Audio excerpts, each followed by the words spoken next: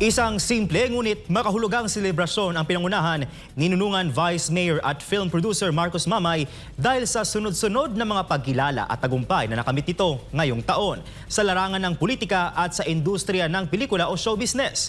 Narito ang balita ni Paul Montebon. Hindi lang sa mundo ng politika namamayagpag si Nunungan Lanao del Norte Vice Mayor Marcos Mamay dahil pati na rin sa industriya ng pelikula.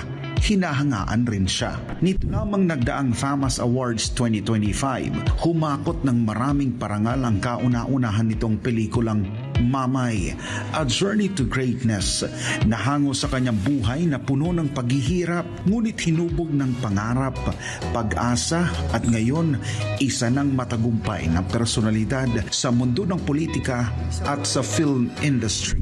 Pero higit sa kanyang programa ang makatulong sa mga artistang nawalan ng hanap buhay dahil sa pandemya at mga artistang nagsisimula pa lang sa industriya. In this year po, nag-Hacked Awards po tayo. Countless and at the same time, iba-iba pong awards natin sa iba't ibang award-giving bodies. Kaya nga po, no, totoo po yan. No? Kaya nga laging pasasalamat natin despite sa mga challenges no, na nangyayari ngayon, but din tuloy-tuloy po tayo. Huwag po nating gawing obstacle, huwag po nating gawing hinders lahat po na mapangyayari. Basta importante, tuloy po tayo sa trabaho natin. So yun po ang pinaka-importante doon. Kaya laging pasasalamat natin na despite po the challenges na meron tayo this year, ay tayo naman ay humakot awards po tayo. So yun po ang pinaka-importante, no? So lahat kasi yung lagi kong sinasabi, kaya kailangan natin ng collaboration with all the agencies para po madali pang lahat. Malaki rin ang pasasalamat ng BC Alcalde sa suportang nakuha sa kanilang pelikula dahil mismong ang Department of Education o DepEd ay inirekomenda ito dahil sa mga aral na makukuha ng mga estudyante sa nasabing palabas. Tungkol naman sa movie natin na Mama, yung the very first movie natin, no? So ipapalabas na po yan, no? Na-endorse po ng Department of Education. So lahat ng schools sa buong Pilipinas ipapalabas po magkakaroon tayo ng black screening. So maliban pa doon, magkakaroon tayo ng international screening, no? Meron tayo sa KSA, Kingdom of Saudi Arabia, sa India, Bangladesh, Pakistan. Meron din tayo Indonesia, Malaysia, no? Singapore.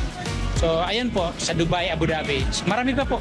So marami pang mangyayari. Sa kabilang banda, muli na namang pinatunayan ni Vice Mayor Mamay ang galing nito sa public service, pagtulong sa komunidad at sa ikabubuti ng bansa matapos siyang hirangin bilang Vice President for Operations sa katatapos lang na komperensya ng Vice Mayors League of the Philippines kamakailan lang. Sa mga kapwa ko Vice Mayors, no? Sa Vice Mayors League of the Philippines, ito po may papayo natin sa inyo na kinakailangan po yung trabaho po natin. Kailangan as much as possible hands-on po tayo, and then dapat i-reach out po natin lalo-lalo na yung mga marginalized sector po. Kailangan po natin pagbigyan ng pansin, no? Tutukan po natin. So gawin natin yung kumbaga quality of service po natin bilang isang local chief executive, bilang isang vice mayors. So kinakailangan natin mabigyan natin ng pansin yan. So tutukan natin, maging resibo po tayo, hands-on po tayo na mag-execute ng mga responsibilities po natin. Sa huli, nananawagan si Vice Mayor Mamay na walang mas mahalaga sa buhay na makatulong ka sa kapwa, makaahon sila sa buhay at maging masaya sa mga nakakamit na biyaya mula sa puong may kapal. Gaya ng theme song ng kanyang pelikula na Hamon, manatili lang daw na matatag sa buhay, magtiwala sa Diyos para sa dakilang gabay. At kagaya sa kanyang aklat na pinamagatang Pugilist na tumutukoy anya sa katatagan ng mga Pilipino na kahit anong mangyari, lalaban at lalaban sa buhay sa ngalan ng pangarap. Para sa Diyos at sa Pilipinas kung mahal, nag-uulat Paul Montebon, SMNI News.